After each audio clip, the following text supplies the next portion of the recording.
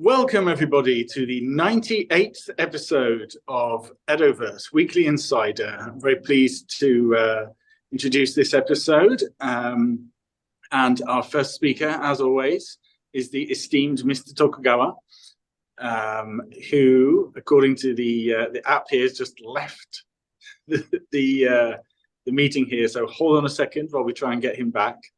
But we're getting very, very close to 100 episodes, so perhaps we should do something special for that. 2 more weeks to go until 100. So when we hit the century, expect some spectacular stuff. Anyway, we have Tokugawa-san back. Yes. So I'm going to hand over to him. Excuse me. And, yes. We can get the wisdom for this week. So take it away. Yes. Okay. So Tokugawa Japan and the outside world. Part 3 would it be, or part 2? So anyway, I talked about the how the Chinese saw China already at some length, and the Korea. It's just like 1 or 2 lines would suffice. Is that so in Kojiki, the record of ancient events, it is written that Southern Korea is a territory of Japan. That Japan exercises sovereignty over South Korea, and that there is the Korean state occupying the territory had been an anomaly until Toyotomi Hideyoshi. And throughout the Tokugawa era, it seems to be that a very large part of the population believed that Southern Korea, at least, is a part of Japan.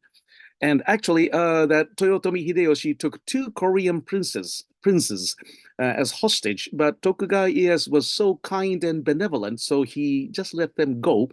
But the fact that Korea is a part of Japan remained. And so this was, this misunderstanding or mispresentation lasted for the entirety of Tokugawa Japan, and it kind of exploded with the Meiji Restoration. So this is all there is about Korea. We had believed that it is Japanese territory, and from the way it seems, some people still may believe that way even up to this date. And that's why there's this intense love-hate relationship between Japan and Korea up to date. But you see, the thing is that for one thing, most of the leading samurai, the daimyo and their immediate underlings were well educated, and Japan had imported so much from Korea. So if it's genuinely Chinese stuff, then it would have been much more difficult, but the Koreans had digested it for us. So like Oriental medicine, Kampo, early Kampo or Oriental medicine, Eastern medicine in Japan was actually Korean. Or Japanese understanding of New Confucianism. This was also Korean, from Yi Tai-ching, was it? That's the Korean scholar. So we owed a lot. And also most understood that the invasion of Toyotomi Hideyoshi had no moral grounds whatsoever. So we were very sympathetic. But not so the lower-ranking samurai, or the peasants and the townspeople who were aspiring to become samurai had the war been running longer. So again, there's this split. The elites were very sympathetic, and they knew that the war was wrong. But the masses believed that the war was right because, according to the record of ancient facts, Kojiki, which is, it's a political document, contains very little fact, but it was the only authoritative account of ancient Japanese history at the time. So people had no choice but to take it seriously. So the masses believe that, Korea is ours to begin with, and we were stronger militarily than the Koreans. They didn't have a military at all, so naturally, and we had many trained and very combative men. So naturally, Japan was much stronger at the beginning. So for these facts, throughout Tokugawa Japan, the elite were happy to have a formal diplomatic relationship with the Korean kingdom, the Chosun kingdom. But the masses, it's another question. And then you will read records of when the Korean emissary would visit the shogun. The people on along the path would come to the Korean emissaries to begging for a calligraphy because they were very cultured men. So it seems that all the Japanese were in a welcoming mode, but this is most likely a show put up by the shogun. So in reality, most of the people were very unhappy that we have to accept their emissaries. So there was always underlying tension, but on surface, it was very amicable. And the shogun went through so much trouble to keep good relations with Korea for two facts. One is that how Japan would treat Korea would be seen as Japan's posture towards the entire outside world. So the Chinese were monitoring us. So if we wanted our trade with China not to be disturbed, then we had to be good to Korea. We have to keep the Koreans happy. And another is that their most important export, the ginseng, the Japanese were trying to raise on Japanese soil, but it took 100 years to actually achieve that. So for that, in the entirety of the 18th century, we needed a good relationship with Korea to maintain a certain level of medical services. You see? So it was the most important export of medicine throughout, from the beginning of Tokugawa until Tokugawa Japan in 1600 until about 1800.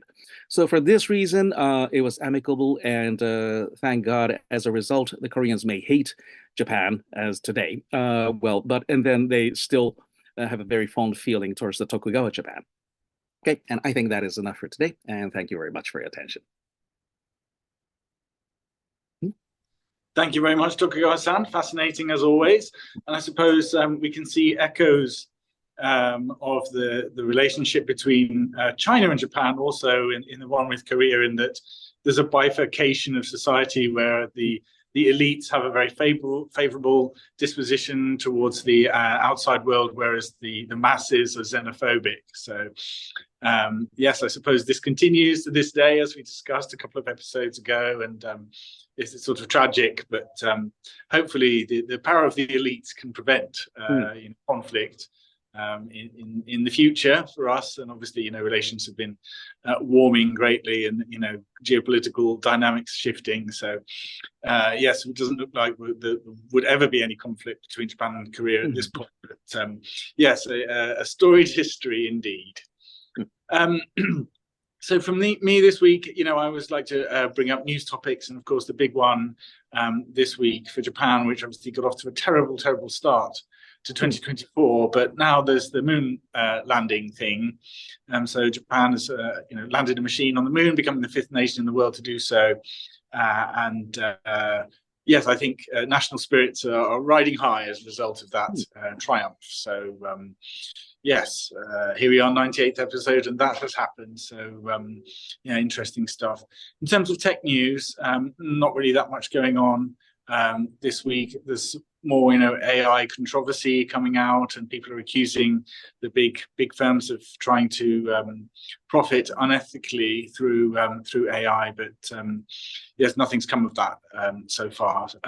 Anyway, so that's it for me this week, and I would like to introduce a special guest this time, Sarah Waka. She is a Japanese lady who's been living in Italy for a very long time, and totally fluent in English and Italian, and she has lots of amazing connections in the Italian media and fashion world, and she has been appointed as our marketing representative in Europe. So I'd like to hand it over to her, and we can get an update about what's going on to promote the Edoverse in Europe, and a little bit about the Instagram account, which we'd all like you to follow and interact with if possible. So yes, over to you, Sarah. Oh, does Sarah Waka mute? Sorry, guys. Hi, ciao. My name is Sarah Waka. I do creative direction between Japan and Europe. And this time I want to introduce an amazing platform that is Instagram, that everybody knows. But we are very happy to announce you guys that we are actually doing some amazing project for Instagram. And I would like to speak about this. So exciting news for the launch of Edoverse that is going to be on 31 of January. Very soon, guys. Stay tuned. We are happy to announce that all the land NFT holders will be able to harvest 7,777 Zeni NFT at the snapshot as of 12 noon on the 31st of January. So this is an amazing opportunity to gain some Zeni, and you can, of course, you can enjoy playing more Edoverse, and that will be amazing for you.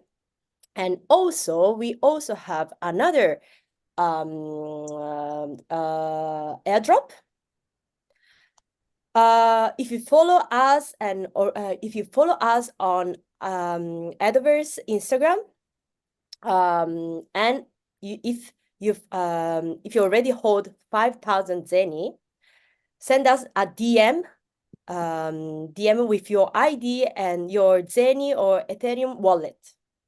Then you can harvest 5,000 Zeni. This is our new project. So please, guys, do it. Follow us, put some like, and get some Zeni. Also, we can talk about a little bit about our Instagram page, that actually you can see our new updating news, and also you can little bit read about this Edo period. So not just in historical knowledge, but you can also know about some arts too. This is something that we are doing. We are trying to promote the Japanese culture through Edoverse. Questions? Thank you, Sarah. Sarah, what's the reaction been like from the European people that you've spoken to? I know, you move around Lisbon and Milano and other places. So when you talk to Europeans about Edoverse, how do they react? Oh my God, they're quite interested. And it's the interesting part, I think the people that get interested in Edoverse, there are people that like, of course, Japan, but they also like about culture. And this is, I can see a lot of intellectual people that have like interest in playing in Edoverse. That's something that I realize. So it's not just a gamer or like people they just like just gaming people, but I think I saw some people they have a lot of knowledge of the culture too. Yeah. Great, thank you very much. You're welcome. Okay, well, lovely to hear from you, and I will now pass over to Dominic-san, who's going to give us the summary and any info he's got from his side. Okay, okay, thank you, Martin, and thank you, Sarah. That was actually good, to just join this time.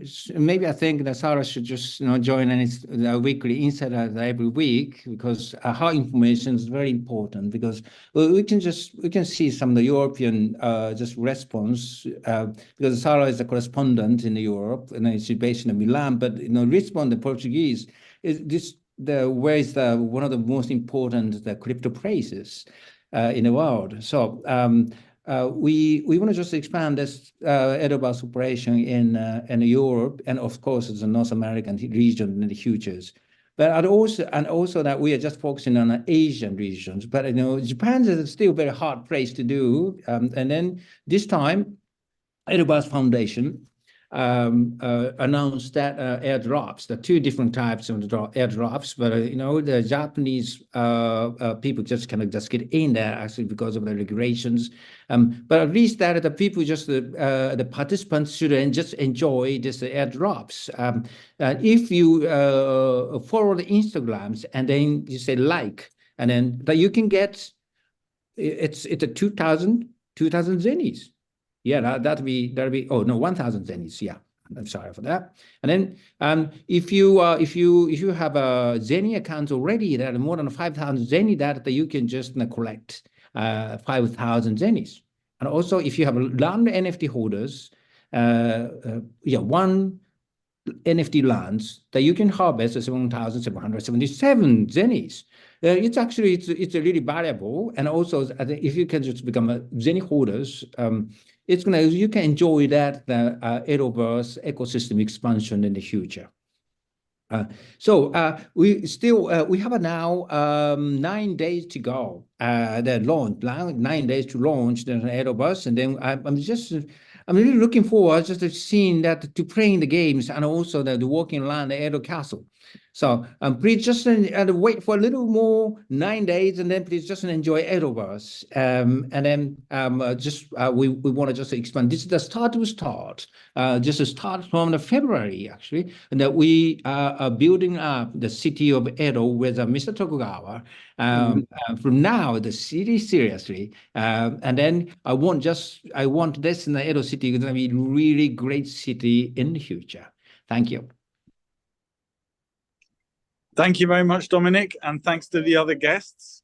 And we will see you next week for episode 99.